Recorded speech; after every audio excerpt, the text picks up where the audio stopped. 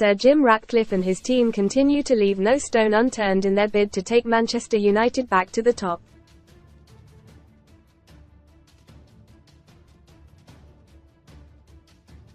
Having cheesed off most of the staff with their penny pinching, new plans have emerged for the club's Carrington training ground.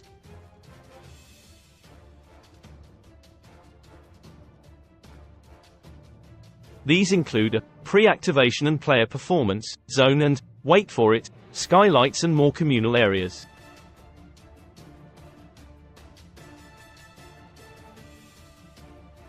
In the meantime, a toxic atmosphere remains among beleaguered workers, who have received critical emails and offers of redundancy.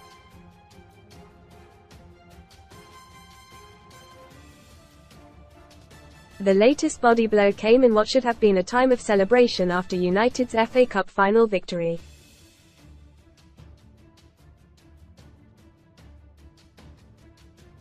Already the new broom, that was apparently putting a spring in everyone's step, had swept away the traditional cup final day perks of free travel, food, a ticket for better halves and a party afterwards.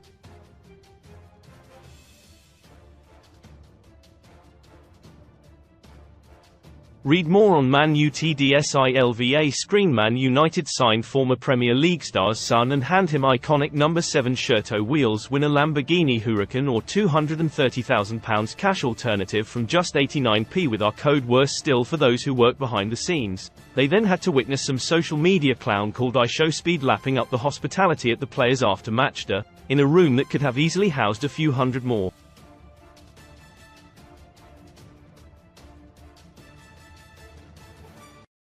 As it was, those staff might have dodged a bullet. The whole thing resembled the final hour of a wedding, when the last of the quiche and chicken legs are brought out to be finished off.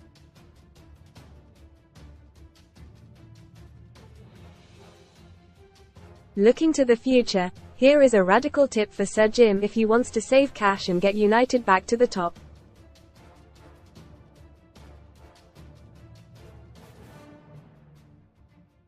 Go back to the cliff. United's old training ground, which still exists, albeit in a rather dilapidated state.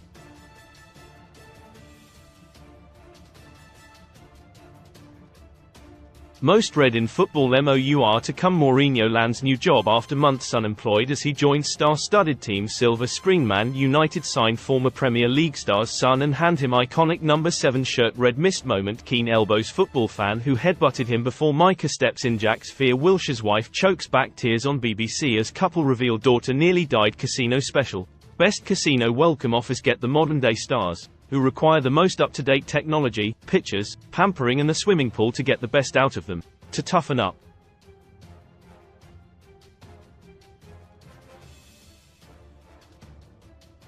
Show them where Sir Matt Busby laid the foundations of United's success, and Sir Alex Ferguson built an empire.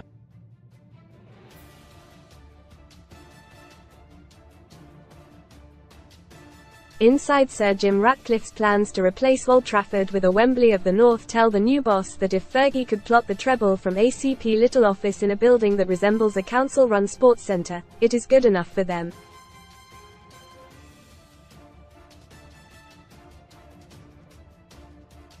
And don't give me all this, things have moved on. Tottenham have got some of the best facilities going, and they are still Spurs.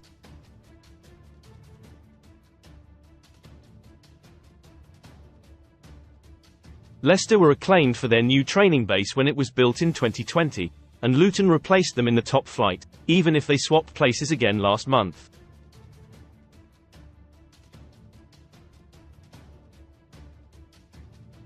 So if you take United's overpaid players back to where it all began, it may give the club a fresh start.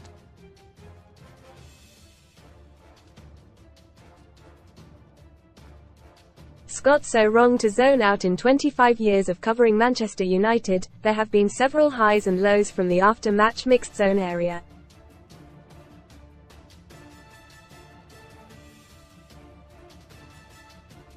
But Saturday was something else as the players, bar Johnny Evans, snubbed multiple interview requests that used to be granted with no problems by greats like Roy Keane, Ryan Giggs and Wayne Rooney.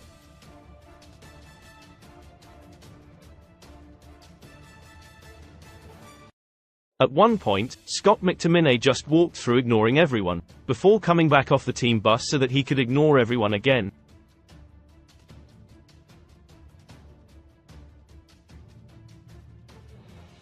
This time on his return from the dressing room he carried a Budweiser box, inside of which was a ghetto blaster booming out music.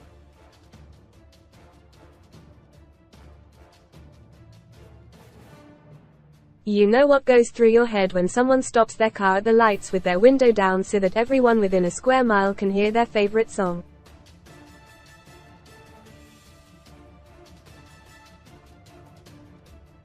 Fergie banned me from Man United press conferences 7 times. I once rode with him in the toilets by Sun Sports Manchester United correspondent Neil Custis.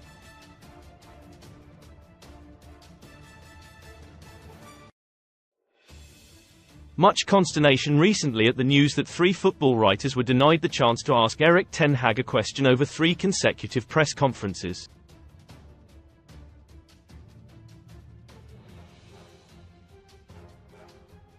The dismay did not stretch to myself despite being one of those placed briefly on the naughty step.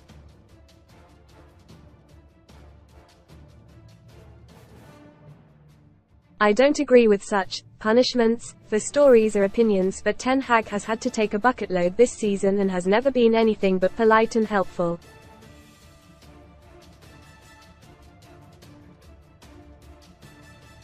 So if he wanted to do something to have a go back for once, no problem. It's all sorted now and everyone is friends again.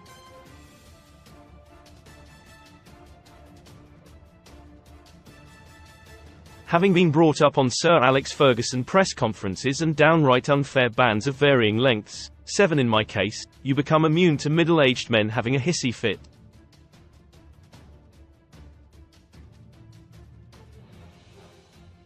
Recent events reminded me of a lovely warm day at the Haydock Thistle Hotel some years back, where Northwest-based managers and writers were all invited to a lunch.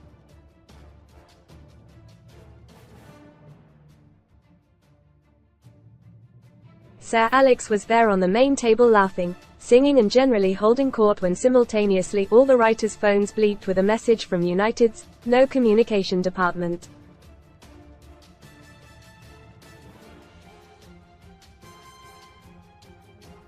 He had no doubt arranged for it to be sent bang in the middle of the lunch, informing us all that relations would be suspended forthwith.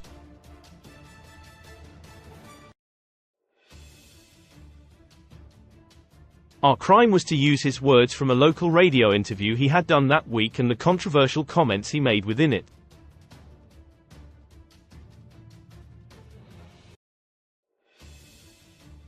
We were all fuming, so, when he got up to leave, I followed him out of the luncheon suite.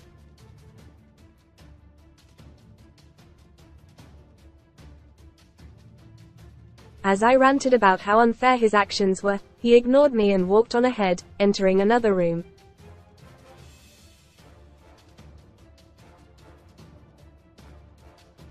I followed, still ranting, but he kept his back to me and looked down silently. Was he having a rethink as his gaze remained concentrated, his head stooped? No. He was having a wee. We had entered the gents, but, in my own hissy fit, I hadn't quite realized.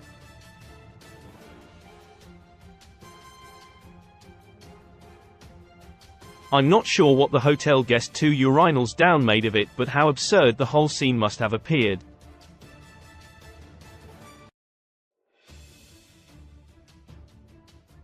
Defeated and deflated, I returned to the luncheon where the free red wine got a hammering and I sulked.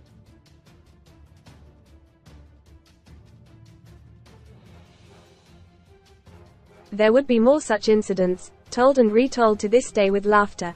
I always say covering United when Sir Alex was boss was like a stay at Fawlty Towers, not particularly comfortable but certainly unforgettable.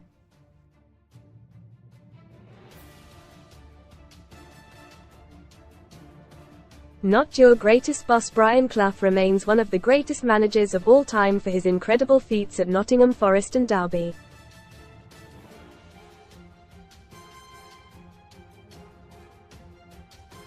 His exit was quite sad as his beloved Forest went down and his farewell speech went to TV's Barry Davies in the City Ground Tunnel.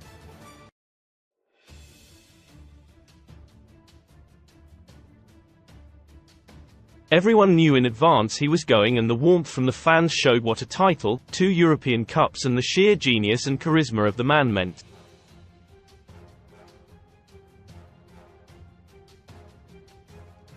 There were back slaps at Portman Road where he presided over his final game. That was that.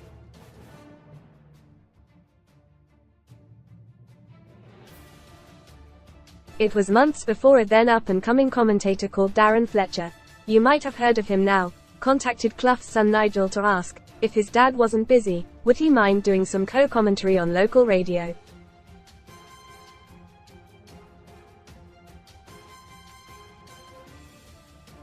Nigel was delighted, commenting that the football fraternity had largely ignored his dad since his retirement.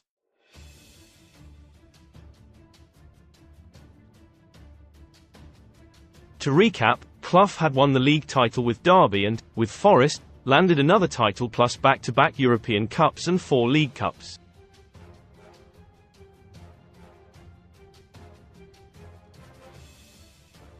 Sir Alex Ferguson, of course, took to the microphone at the centre of Old Trafford following his last home game, effectively saying, "Thanks a lot, now support the next bloke."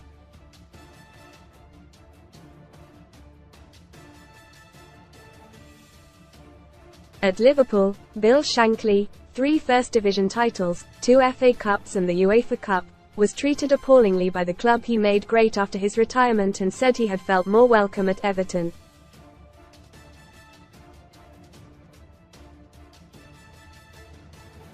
Meanwhile, the greatest of all, Bob Paisley, 6 championship titles and 3 European Cups, never seems to pop up when the debate begins about who was the best manager ever.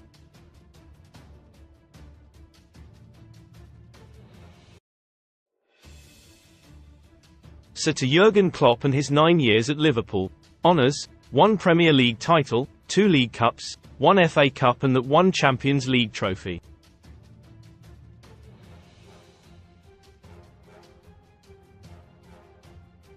Joe Fagan did the bulk of that in 1 season. Klopp will no doubt chuck in the UEFA Super Cup and World Club Cup, neither of which have ever held much store over here.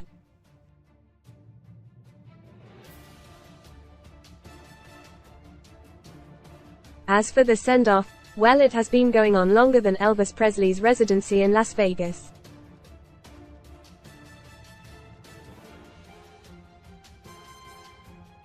Just when you thought it was over, it emerged there was another event this week with 10,000 people packing into the MS Bank Arena in Liverpool.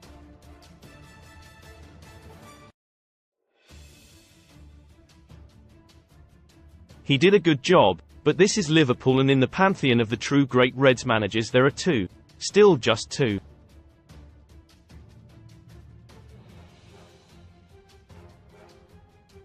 A key to success when it comes to awards season this year, the front of the queue has to be those representing Vincent Kompany and Kieran McKenna.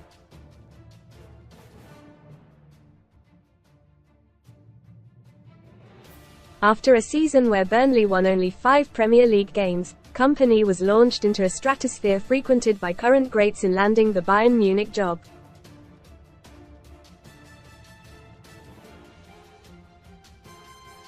McKenna did a fine job in achieving successive promotions with Ipswich. But with his close confidants convincing the world he was inches away from getting the Manchester United job, his stock increased exponentially.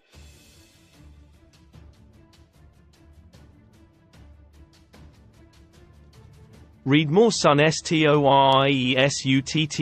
agony mum left permanently disfigured by dentist who filled her mouth with bleach. Super saver. I'm a multi-millionaire but won't spend more than £800 a month, and shock, horror, he lands a pay rise and a new contract with the club he was always going to be staying at in the first place.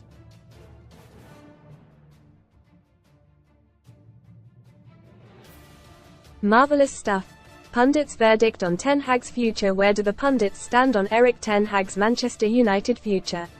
Michael Owen: he has to go. He cannot, simply cannot, manage this team next season.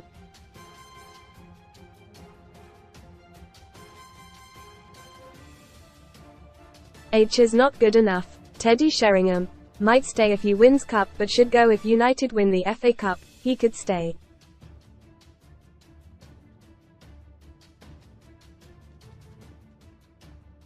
But, for me, changes are needed and United need to get it done sooner than later.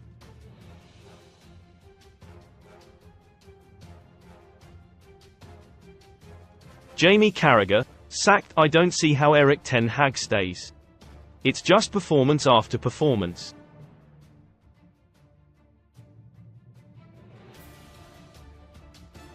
Gary Neville, stay if he wins the FA Cup. To sack a manager who's won 2 trophies in his first 2 seasons at the club I think would be extreme.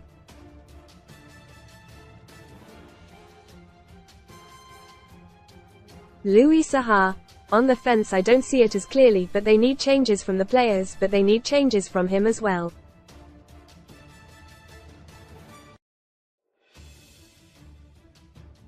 Alan Shearer, sacked. I believe the future of the Man United manager is already determined.